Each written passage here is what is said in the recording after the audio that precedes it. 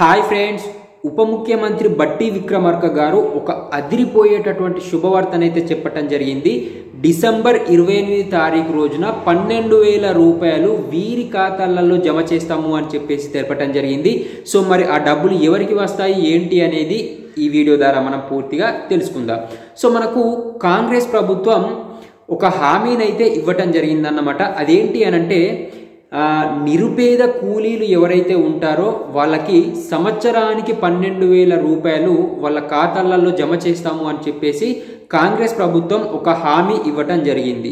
అంటే నిరుపేద కూలీలు అనంటే వారి పేరు మీద మొత్తమే ఎటువంటి భూమి లేనటువంటి నిరుపేద కూలీలు ఎవరైతే ఉంటారో సో వాళ్ళకి సంవత్సరానికి 12,000 రూపాయలు ఇస్తాము అని చెప్పేసి వాళ్ళు గతంలో హామీ ఇవ్వటం అయితే జరిగిందన్నమాట. సో దానికి అనుగుణంగానే దానికి కట్టుబడి ఈ నెల కాంగ్రెస్ ఆవిర్భవించినటువంటి డేట్ అయినటువంటి డిసెంబర్ 28 తారీఖు రోజు నుంచి ఈ యొక్క నిరుపేద కూలీలకు 12,000 రూపాయలను అందచేస్తాము అని చెప్పేసి ఉప ముఖ్యమంత్రి బట్టి విక్రమార్క గారు కాంగ్రెస్ పార్టీ కార్యాలయంలో ఈ రోజైతే ప్రకటించడం జరిగింది.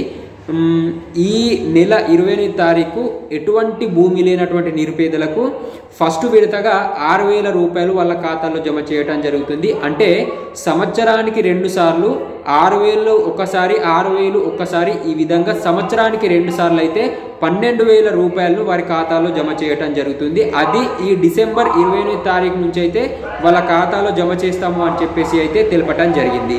సో ఫ్రెండ్స్, ఈ వీడియో మీకు పూర్తిగా అర్థమైందని నేను ఎక్స్పెక్ట్ చేస్తున్నాను. ఈ వీడియో కనుక మీకు నచ్చినట్లయితే ఒక లైక్ చేయండి. మన ఛానల్ని ఫస్ట్ టైం చూస్తున్న వాళ్ళు ఎవరైనా ఉన్నట్లయితే మన ఛానల్ని సబ్స్క్రైబ్ చేసుకోండి.